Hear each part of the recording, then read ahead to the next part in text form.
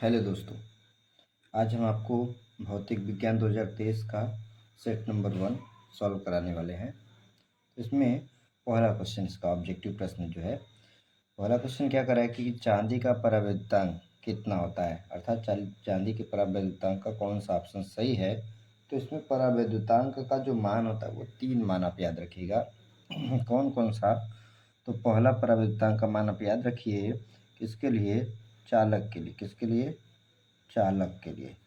तो चालक के लिए परावर्तांक का जो मान होता है वह इनफाइनाइट होता है, अनंत होता है। चालक के लिए परावर्तांक का मान कितना?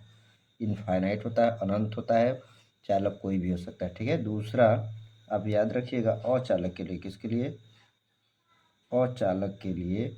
अचालक के लिए परावर्तांक का जो मान होता है वह सदैव 1 से अधिक होता है, सदैव 1 से अधिक रहेगा, लेकिन अनंत नहीं होगा, ठीक है।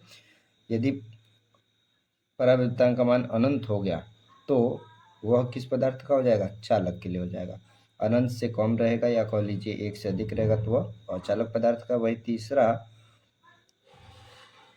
यदि वायु है तो वायु के लिए परावर्तांक का मान कितना होता है? 1 होता है। वायु या निर्वात के लिए परावर्तांक का मान कितना? 1 होता है। तो इसमें ऑप्शन कौन सा सही होगा? करें चांदी का परावर्तांक कितना होता है, तो चांदी कौन सा पदार्थ है? चालक है, अचालक है या फिर वायु है? तो चांदी चालक होता है। तो चालक के लिए परावर्तांक का मान कितना होता है? अनंत। तो कौन सा ऑप्शन सही रहेगा? चौथा ऑप्शन सही रहेगा, ठीक है। आगे बढ़ते हैं। अगला प्रश्न क्या है? पतले प्रिज्म के पदार्थ का अपवर्तनांक क्या होगा यदि?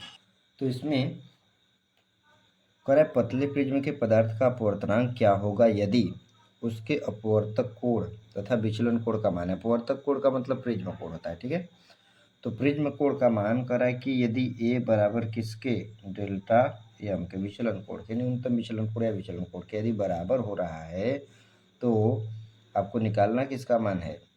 अपवर्तनांक का मान निकालना है। किसके लिए? पतले प्रिज्म के लिए। तो पतले प्रिज्म के लिए अपवर्तनांक का मान हमको निकालना है। तो अब हम फार्मूला लगाएंगे, ठीक है। फार्मूला क्या होता है? n बराबर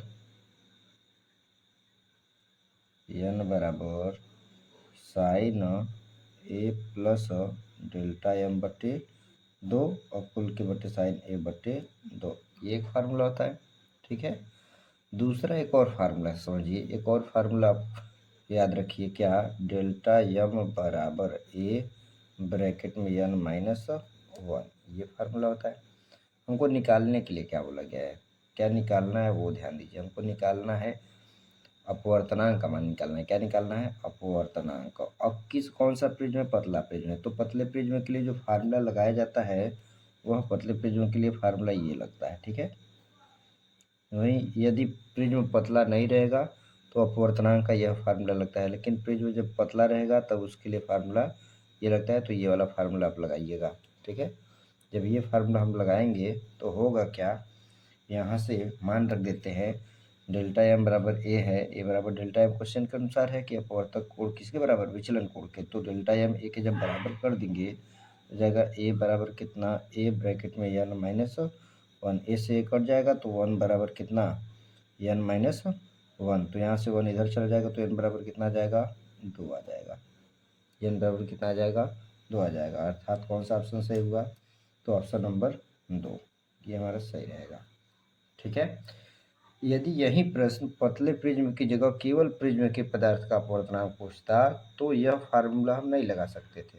क्यों? क्योंकि ये पतले प्रिज्म के लिए फार्मूला होता है, तब फार्मूला हमारा ये काम करता, तब यहाँ से हम मान लगाते, ठीक है। आगे चलते हैं। अगला प्रश्न दे रखा है, तो अब जो दिया है उसके अनुसार हम काम करते हैं। तो क्या दिया है? कह रहा है कि ये जो समीकरण दिया है किसको व्यक्त करता है। तो ये समीकरण को आप थोड़ा ध्यान से देखिएगा। तो इसमें ये जो 1H1 है ये प्रोटियम है, हाइड्रोजन का समस्थानिक है प्रोटियम। और कितने प्रोटियम है? 4 है। 4 1H1 है। 1H1 का मतलब 4 4 1H1 है। तो इसको हम ऐसे लिख सकते हैं, 1H1 ये plus 1H1 plus 1H1 plus 1H1, ये 4 1H1 जब जुड़ गया तो क्या बनाया है?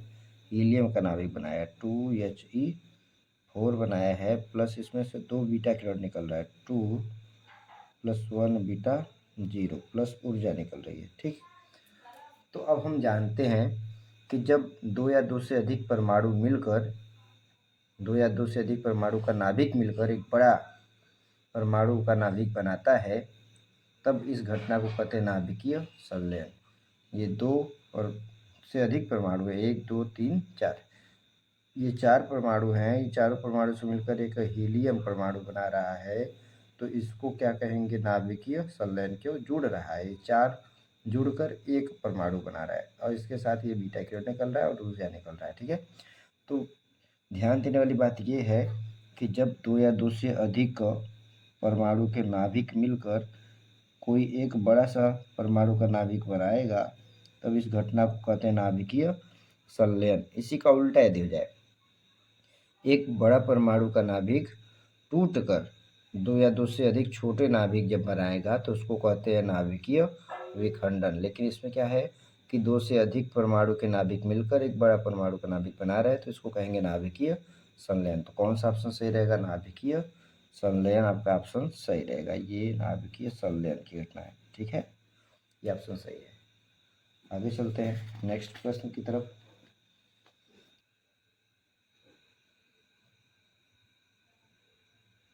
तो अब ध्यान दीजिए, निम्नलिखित में से करें कौन सा मूल कण नहीं है। तो मूल कण कौन कौन होते हैं, इलेक्ट्रॉन, प्रोटॉन और न्यूट्रॉन।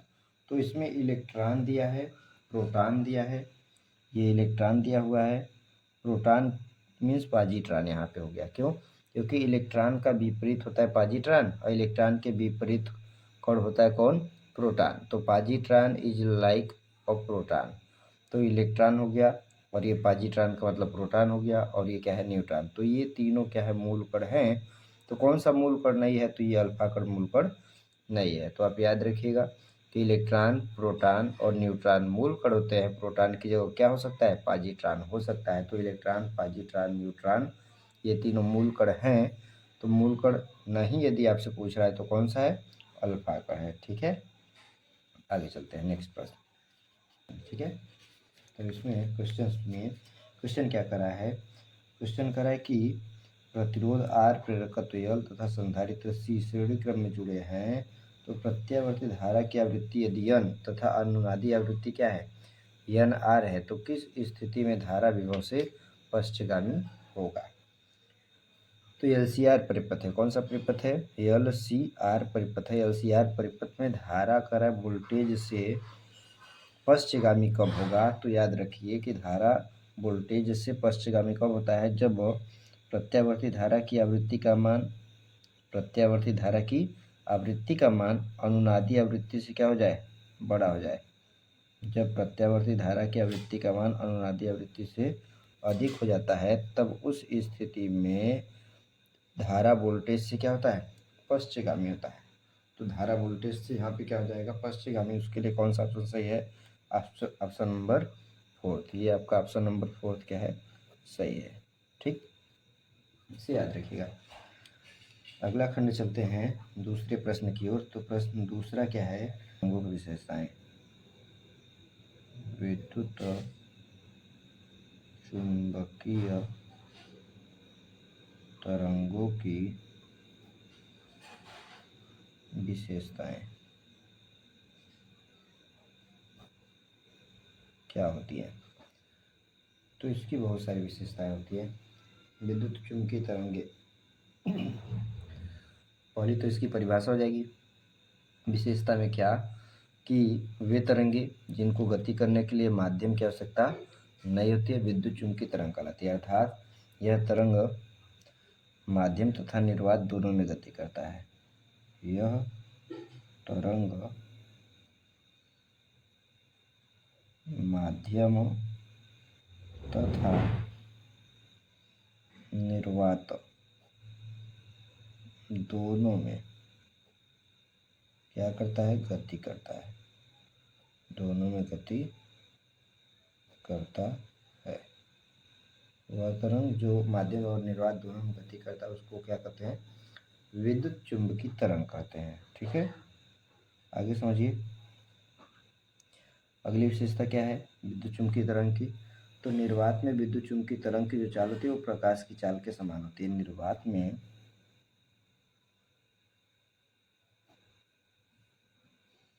इनकी चाल c बराबर 3 × 10⁸ मीटर/सेकेंड होती है। ठीक है। और यदि आगे और प्रॉपर्टी की बात करते हैं तो प्रकाश तरंगे विद्युत चुम्बकीय तरंगे होती हैं। इनकी अगली प्रॉपर्टी, इनकी जो प्रकृति होती है वो अनुप्रस्थ प्रकृति की होती है। ऐसे ही कई एग्जाम्पल हैं। यह सीधी रेखा में गति करती हैं। इनका अवरोध के द्वारा क्या होता है, अवरोध से जब ये टकराती हैं तो मुड़ जाती हैं। तो इस प्रकार से ये विद्युत चुम्बकीय तरंगों की विशेषताएं हो जाएंगी। अगला प्रश्न क्या है, प्रश्न संख्या 6 में कह रहा है देहली तरंगदैर्ध्य से क्या तात्पर्य है। देहली तरंगदैर्ध्य, देहली तरंगदैर्ध्य से क्या तात्पर्य है।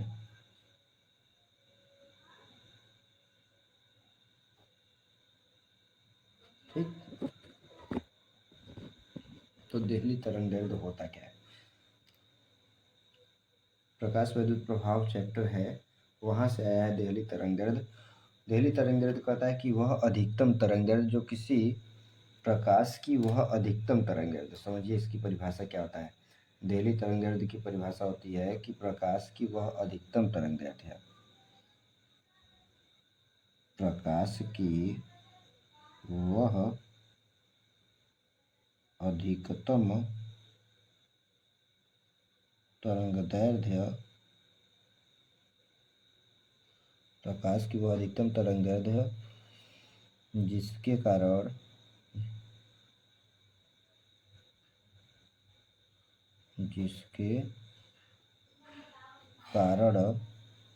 प्रकाश की वह अधिकतम तरंगदैर्ध्य जिसके कारण किसी धात्विक पृष्ठ से, किसी धात्विक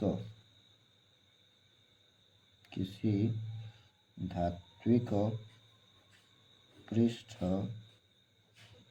से एक इलेक्ट्रॉन का उत्सर्जन होता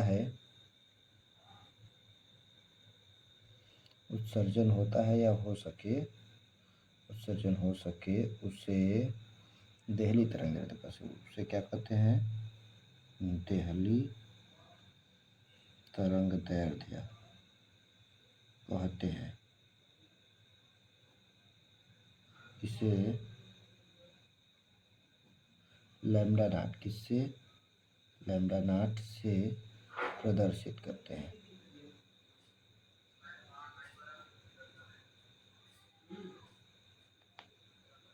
ठीक है।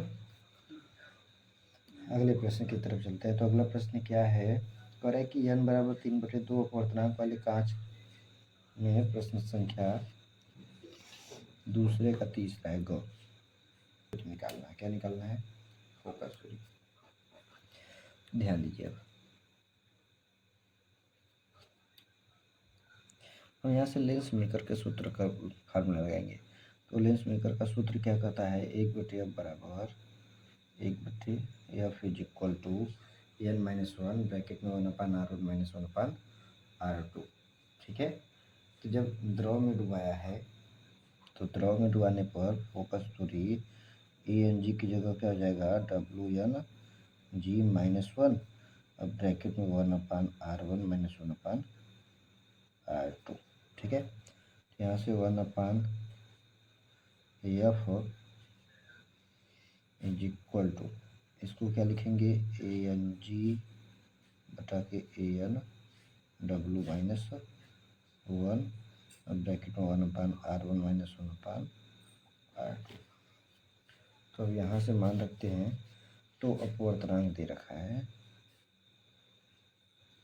कांच का अपवर्तनांक दे रखा है, लेंस का अपवर्तनांक 3/2, फिर बटे है। जल का अपवर्तनांक भी कितना दे रखा है, 3/2। 2 फिर -1। त्रिज्या नहीं दे रखा है, रहने देते हैं त्रिज्या को ऐसे ही। तो यहाँ से हल करते हैं, 3/2 3/2 कट जाएगा तो ये हो जाएगा 1 - 1 ब्रैकेट में 1/r1 - 1/8। 1 - 1 कितना हो जाएगा 0। ये 1/f बराबर 0 हो गया, तो f बराबर कितना हो जाएगा, ये इसके बटे 1 मान सकते हैं, उल्टा करेंगे तो हो जाएगा 1/0। 1/0 का मान कितना आ जाएगा इनफाइनाइट, मतलब फोकस दूरी कितना आ गया इनफाइनाइट। फोकस दूरी कितना आ जाएगा इनफाइनाइट, अर्थात यहाँ पे जो लेंस रहेगा वो समतल लेंस की तरह काम करेगा। कैसा काम करेगा, समतल लेंस की तरह, जिसकी फोकस दूरी कितनी हो जाएगी इनफाइनाइट हो जाएगा। अगले प्रश्न, आवेश की गणना करनी है। तो इस परमाणु में जो नाभिक है, इस नाभिक में कुल कितने प्रोटॉन या कितने इलेक्ट्रॉन है उसकी बात करते हैं। तो प्रोटॉनों की संख्या,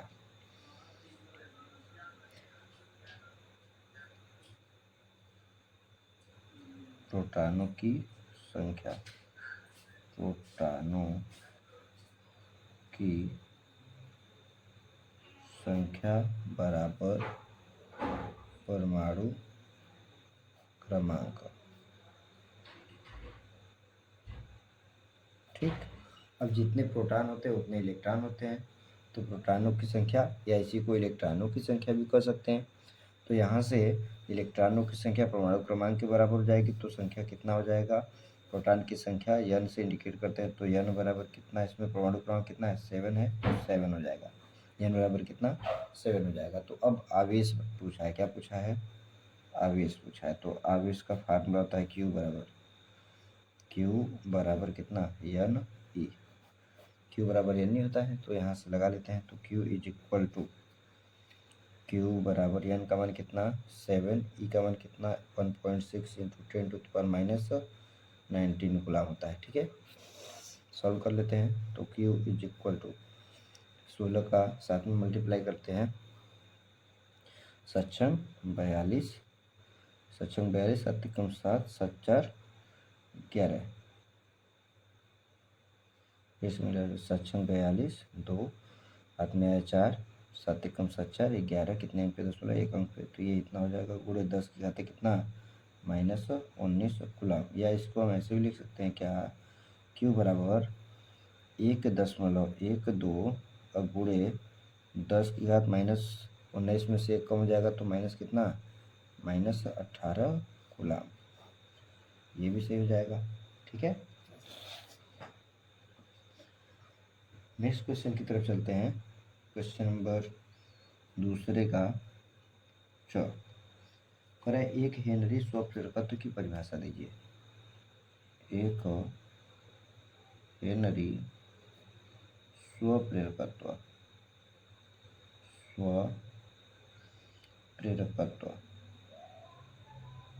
एक हेनरी स्वप्रेरकत्व की परिभाषा देना है। एक हेनरी स्वप्रेरकत्व की परिभाषा दीजिए। Delta I by delta T होता है, थोड़ा सा ध्यान दीजिए फार्मूला फिर से। L बराबर माइनस में E divide by delta I बटे डेल्टा टी, ये फार्मूला था, ये नहीं। तो यहाँ से स्वप्रेरकत्व L बराबर -E का मतलब प्रेरित विद्युत वाहक बल है बटे delta I by delta T. तो हमको L का मान 1 हेनरी परिभाषित करना है। तो कैसे आएगा, E बराबर कितना कर देते हैं, यदि E बराबर कितना कर दो 1 वोल्ट, प्रेरित विद्युत वाहक बल कितना हो जाए 1 वोल्ट, और delta I by delta T, delta I बटे कितना डेल्टा टी का मान भी कितना हो जाए 1 एम्पियर प्रति सेकेंड जब हो जाएगा, तो हम कह सकते हैं L बराबर कितना 1 हेनरी कह सकते हैं। ठीक है, तो यहाँ से परिभाषा देना है हमको। तो परिभाषा क्या हो जाएगा, जब किसी कुंडली में प्रेरित विद्युत वाहक बल का मान 1 वोल्ट, जब किसी कुंडली से बद्ध प्रेरित विद्युत वाहक बल का मान कितना हो 1 वोल्ट, तथा उसमें प्रति सेकेंड प्रवाहित विद्युत धारा का मान 1 एम्पियर या विद्युत धारा में परिवर्तन कितना, समय के सापेक्ष विद्युत धारा में जो परिवर्तन है वो कितना हो जाए, 1 एम्पियर प्रति सेकंड यदि होता है, तब उस कुंडली का जो प्रेरकत्व है वो कितना होगा, 1 हेनरी होगा। ये परिभाषा आप लोग अपने से भी बना सकते हैं, ठीक है।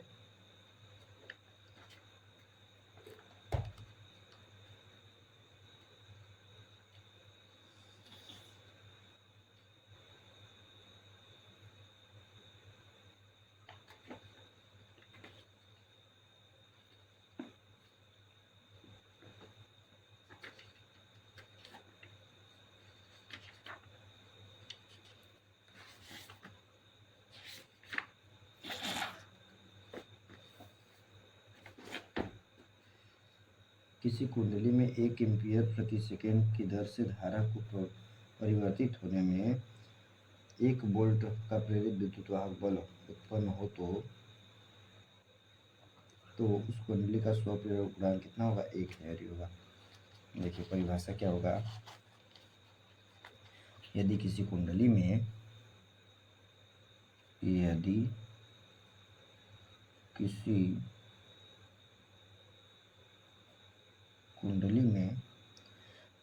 कुंडली में 1 एम्पीयर प्रति सेकंड 1 एम्पीयर प्रति सेकंड की दर से 1 एम्पीयर प्रति सेकंड की दर से धारा परिवर्तित होने पर 1 एम्पीयर प्रति सेकंड की दर से धारा क्या होने पर, धारा परिवर्तित, डेल्टा का मतलब परिवर्तन की बात कर रहा है। 1 एम्पीयर प्रति सेकंड की दर से धारा क्या हो रही है, परिवर्तित होने पर उसमें 1 वोल्ट का प्रेरित विद्युत वाहक बल, परिवर्तित होने पर उसमें 1 वोल्ट का प्रेरित विद्युत वाहक बल, 1 वोल्ट का क्या, प्रेरित विद्युत वाहक बल, ई का मतलब प्रेरित विद्युत, 1 वोल्ट का प्रेरित विद्युत वाहक बल उत्पन्न हो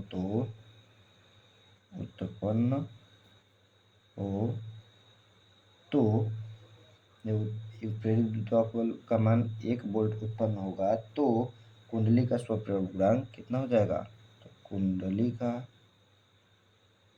स्वप्रेरण गुणांक कुंडली का स्वप्रेरण गुणांक कितना हो जाएगा, 1 हेनरी होता है। स्वप्रेरण गुणांक 1 हेनरी होगा। समझ में आया, ठीक। आगे चलते हैं, अब खंड 100 में आते हैं। अभिकेंद्र बल का मान कितना होता है, mv²/r।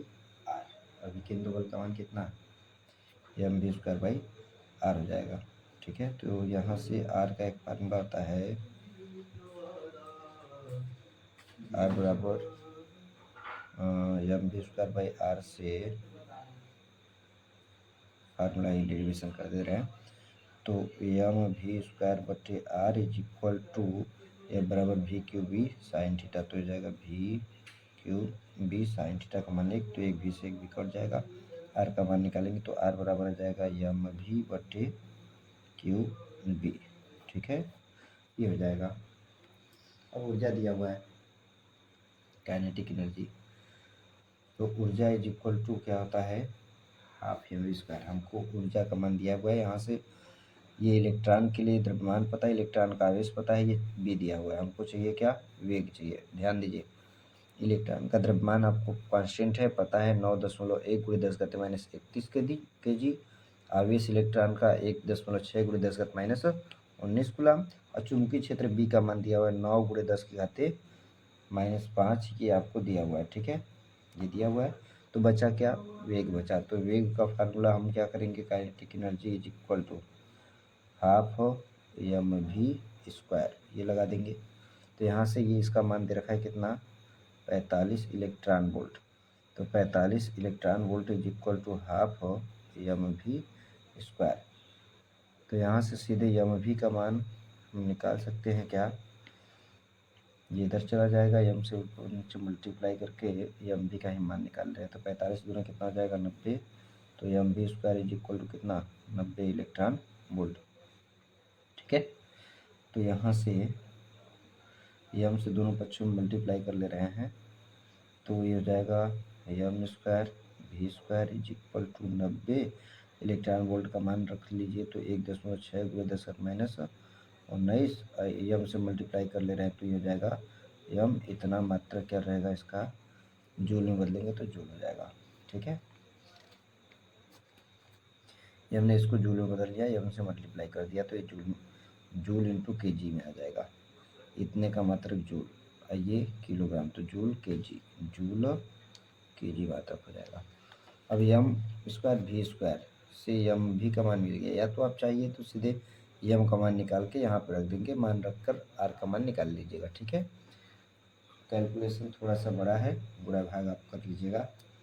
अब हम नेक्स्ट प्रश्न की तरफ चलते हैं। तो अगला प्रश्न क्या है, दूसरा प्रश्न, तीसरे का energy is equal to kinetic energy is equal to कितना होता है, हाफ एम वी स्क्वायर। ठीक है, अब काइनेटिक एनर्जी ये ऊर्जा या कार्य है, ऊर्जा है, इसको कार्य के रूप में यदि हम लिखेंगे तो इसका मान कितना हो जाएगा W, और W बराबर कितना हो जाएगा, ये W हम लिख देते हैं 1/2 एम वी स्क्वायर। अब W बराबर कितना होता है वी क्यू, W बराबर क्या होता है V Q 1/2 M V square, जहाँ V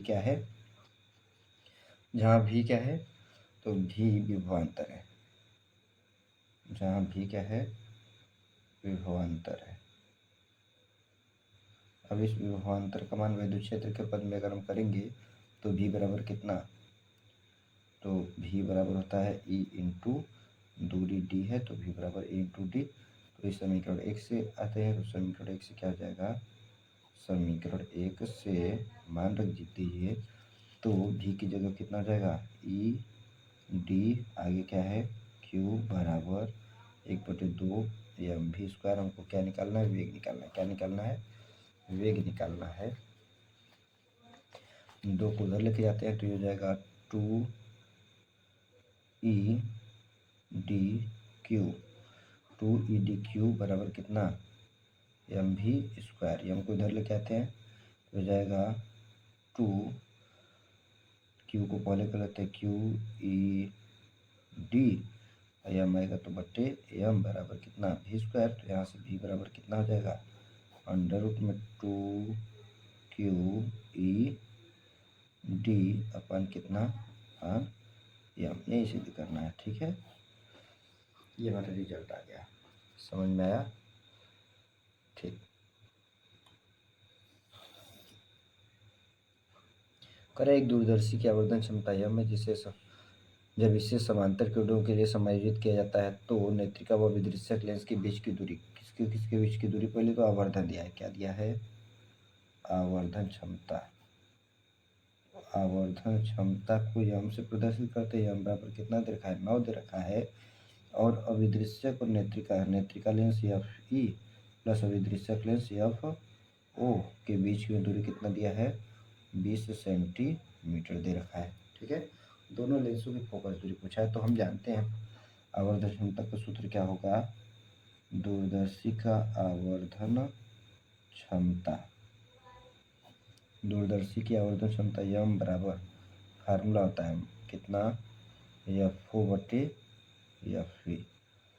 ठीक है, तो अब इसको समीकरण 1 मान लेते हैं, यहाँ से मान रखेंगे तो ये हो जाएगा 9 बराबर एफ ओ बटे एफ ई, एफ ओ बटे एफ ई। तो ये एफ ई को इधर लेके आएंगे, तो एफ ओ बराबर कितना हो जाएगा 9 एफ ई। समीकरण 1 और 2 से इसको समीकरण 2 मान लेते हैं, तो समीकरण 1 और 2 से मान रख देते हैं, तो F E plus F E plus F O की जगह कितना रखेंगे 9 एफ ई रख देते हैं, 9 एफ ई रख देते हैं बराबर कितना है 20 है, ये 9 और 1 जुड़ गया तो कितना 10, एफ ई बराबर कितना 20, तो एफ ई बराबर कितना आ जाएगा 2 सेंटीमीटर। किसी एक समीकरण में मान रख देते हैं एफ ई का मान, समीकरण 2 में या समीकरण 1 में, तो समीकरण 2 में ही रख देते हैं। समीकरण 2 से मान रखेंगे तो F बराबर 2 गुणे कितना 9, तो F बराबर कितना 18 सेंटीमीटर, ये हो जाएगा। ठीक है, समझ में आया?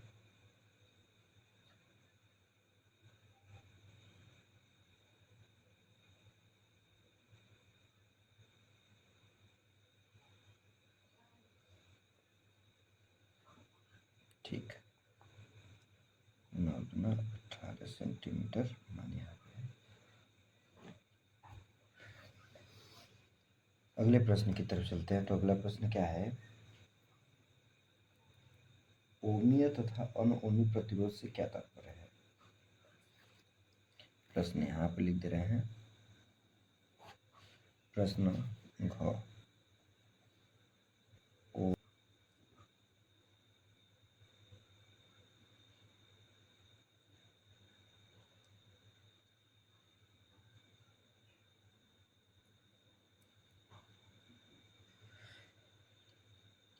ओमी तथा अनओमीय प्रतिरोध की बात करते हैं।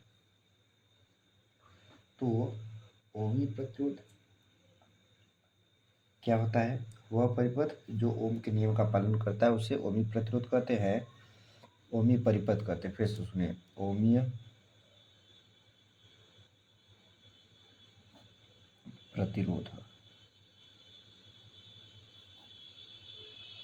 वह प्रतिरोध जो ओमीय परिपथ में काम करता है।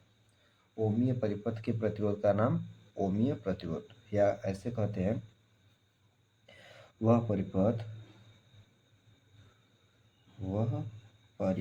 जो ओम के नियम का पालन करता है। किसके? ओम के नियम का पालन करता है। वह परिपथ जो ओम के नियम का पालन करता है ओमीय परिपथ कहलाता है, ओमीय परिपथ कहलाता है। ठीक है, ओमी परिपथ कहलाता है। अब ओमी परिपथ का जो प्रतिरोध होगा उसके प्रतिरोध का नाम क्या हो जाएगा? ओमीय प्रतिरोध। ओमीय परिपथ में जो प्रतिरोध रहेगा उस प्रतिरोध का नाम, इस परिपथ के प्रतिरोध को, इस परिपथ के प्रतिरोध को क्या कहेंगे? ओमीय प्रतिरोध कहते हैं, ओमीय प्रतिरोध कहते हैं।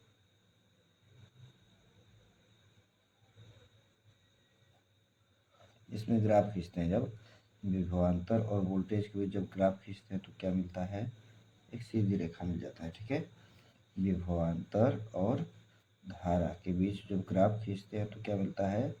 एक सीधी रेखा मिलता है, जो कि प्रतिरोध को बताता है। V बराबर IR या R बराबर V बटे I को प्रदर्शित करता है। ठीक है, ये ओमी परिपथ हो गया। अनओमीय प्रतिरोध, तो वह प्रतिरोध जो ओम के नियम का पालन नहीं करता है उसे क्या कहेंगे? अनओमी प्रतिरोध कहते हैं। वह प्रतिरोध जो ओम के नियम का पालन नहीं करता है उसे अनओमी प्रतिरोध कहते हैं। ऐसे लिख देंगे, वह प्रतिरोध जो ओम के नियम का पालन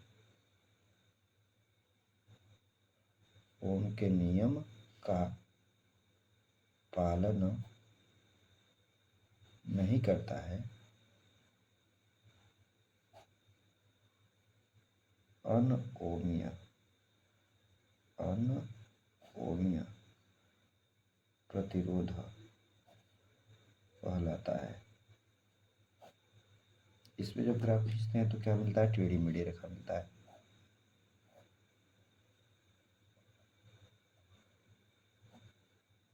जब इसमें हम ग्राफ खींचते हैं तो क्या मिलता है? टेढ़ी मेढ़ी रेखा से मिलता है। ये डायोड, जैसे एग्जाम्पल में क्या है? Diode valve. ठीक है, यही प्रतिरोध, ये किसको बताएगा? ये लाइन बताता है गत्यात्मक प्रतिरोध या अनओमी प्रतिरोध को। ठीक है, तो यहाँ से अनओमी प्रतिरोध का ही नाम क्या होता है? गत्यात्मक प्रतिरोध। और उसी में आपसे क्वेश्चन क्या करा है, गत्यात्मक प्रतिरोध को परिभाषित कीजिए। किसको? पैराग्राफ खींचकर गत्यात्मक प्रतिरोध को परिभाषित कीजिए। तो गत्यात्मक प्रतिरोध की परिभाषा, गत्यात्मक प्रतिरोध होता क्या है, आर से इंडिकेट करते हैं, या गत्यात्मक प्रतिरोध बराबर डेल्टा V बटे डेल्टा I। ठीक है, तो अनुओमी परिपथ में, किसमें? अनुओमी परिपथ में किन्हीं दो बिंदुओं के बीच विभवांतर तथा उसमें प्रवाहित धारा के अनुपात को कहते हैं गत्यात्मक प्रतिरोध। दो बिंदुओं के बीच में, ये दो बिंदु हो गए, दो बिंदुओं के बीच में विभवांतर और धारा के अनुपात का नाम क्या होता है? गत्यात्मक प्रतिरोध होता है। ठीक है,